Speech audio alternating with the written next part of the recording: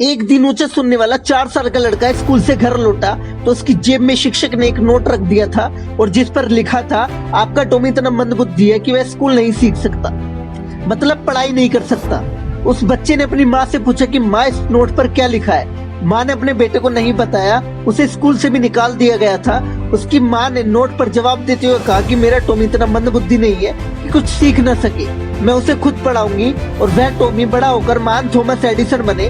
वह स्कूल में केवल 3 महीने गए थे। एक आदमी की जिंदगी की कहानी बड़ी मशहूर है। ये आदमी 20 साल की उम्र में व्यापार में फेल हो गया और 22 साल की उम्र में चुनाव हार गया। 24 साल की उम्र में व्यापार में फिर से असफलता का सामना करना पड़ा और जब वो 26 साल का था तो उसकी पत्नी मर गई। 27 साल की उम्र में मानसिक संतुलन बिगड़ गया। 34 साल की उम्र में कांग्रेस का चुनाव हार गया। 45 साल की उम्र में फिर से सीनेट के चुनाव में हार का सामना करना पड़ा।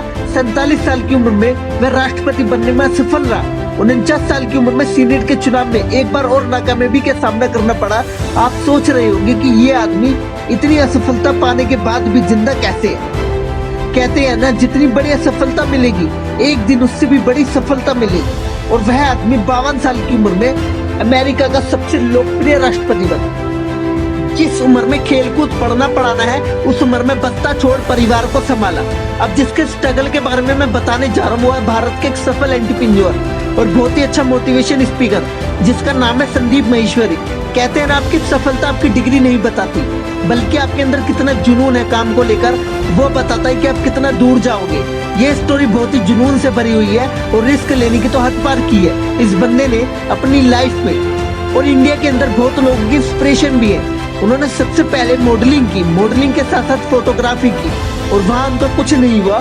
फिर उन्होंने माश ऑडियो विजुअल प्राइवेट लिमिटेड नाम की कंपनी खोली और ये आइडिया भी उनका फ्लॉप हो गया। फिर उन्होंने एक multi level marketing company join की, उसमें भी वो सफल नहीं हुए। और फिर उन्होंने 3 दोस्तों के साथ मिलकर अपनी खुद की मल्टी लेवल मार्केटिंग कंपनी खोली जिसे हम बोलते हैं नेटवर्क मार्केटिंग। और 6 महीने बाद वो भी बंद हो गई। और फिर उन्होंने खुद की बुक लिखी, वो भी ज्यादा पॉपुलर नहीं हुई।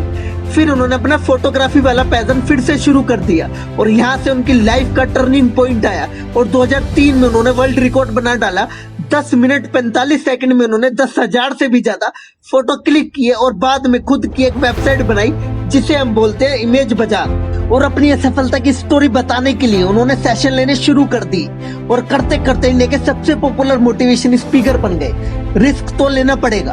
कहते हैं ना, अगर आप असफल हुए हो तो एक्चुअली में आप असफल नहीं हुए हो, आपने असफलता के एक्सपीरियंस लिया है। और बहुत कम लोगों के अंदर हिम्मत होती है ये करने की। इस वीडियो में मैं आपको कुछ रिस्क के ऊपर क्यूट्स है जिसे सुनकर आप और ज्यादा मोटिवेट हो जाओगे और लाइफ में बहुत आगे बढ़ोगे।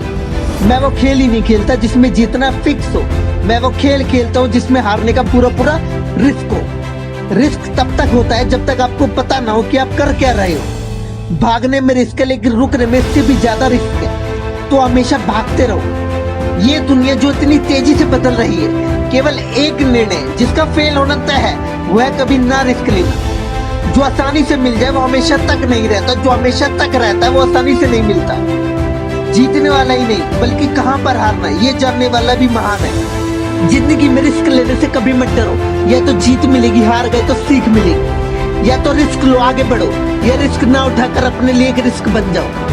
अगर आप उस इंसान की तलाश कर रहे हो जो आपकी जिंदगी बदलेगा तो आईने में देख लो। आशा करता हूँ ये वीडियो आपको बहुत ज्यादा पसंद आई होगी।